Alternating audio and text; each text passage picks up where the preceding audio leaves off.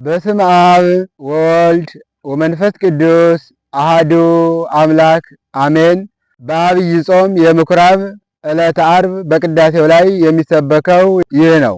ኢትዝክር ለነ አበሳነ በትካት ፍጡነ ይርከበነ ሳህልከ እግዚኦ እስመ ተመንደብነ ፈድፋደ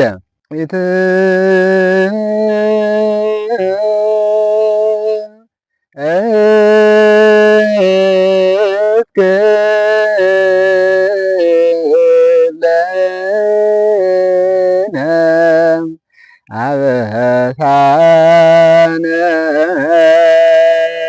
በትካት ፍጡነ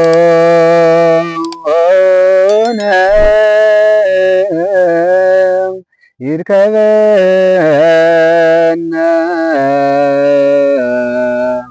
ሳህልከ እግዚኦ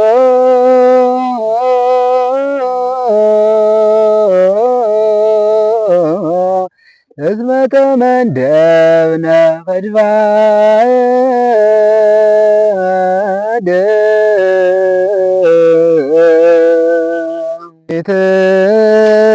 ኢትዝክር ለነ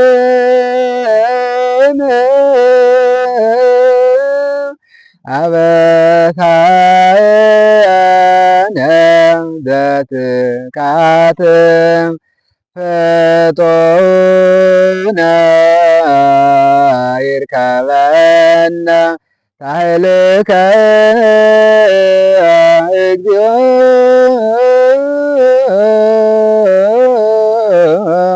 እስመ ተመንደብነ ፈድፋደ።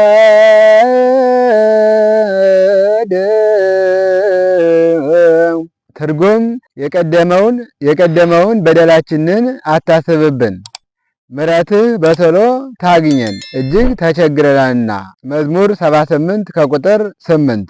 ይህን ቃል የተናገረው ነቢየ እግዚአብሔር ልበ አምላክ ቅዱስ ዳዊት ነው። ነቢየ እግዚአብሔር ልበ አምላክ ቅዱስ ዳዊት የቀደመውን ኃጢአታችንን የቀደመውን ዕዳችንን ዕዳ አትበልብን፣ ይቅርታ ፈጥና ታግኘን፣ አቤቱ ይቅርታህን አድርግልን። ፈጽመን ባለመከራ ሆነናልና ፈጽመን ባለዕዳ ፈጽመን ባለመከራ ሆነናልና የቀደመ በደላችንን አታስብብን እያለ አባታችን በአዳምና በሔዋን ምክንያት ስለአገኘን ኃጢአት ስለደረሰብን በደል ስለደረሰብን ኃጢአት በራሳችን ስላመጣነው በደል ወደ እግዚአብሔር ሲጸልየው የነበረው የጸሎት ክፍል ነውና ነቢየ እግዚአብሔር ልበ አምላክ ቅዱስ ዳዊት በደላችን አታስብብን፣ ምሕረትን በቶሎ ላክልን፣ ይቅር በለን እያለ ከሲኦል ወደ ገነት ከባርነት ወደ ነፃነት ነፃ እንዲያወጣውና ነፃ እንዲያወጣን አስቀድሞ በጸሎቱ የለመነው ጸሎት ነውና እኛም አምላካችን እግዚአብሔርን የቀደመው በደላችን አታስብብን፣ ሰዎች ነንና በየጊዜው እንበድለዋለን፣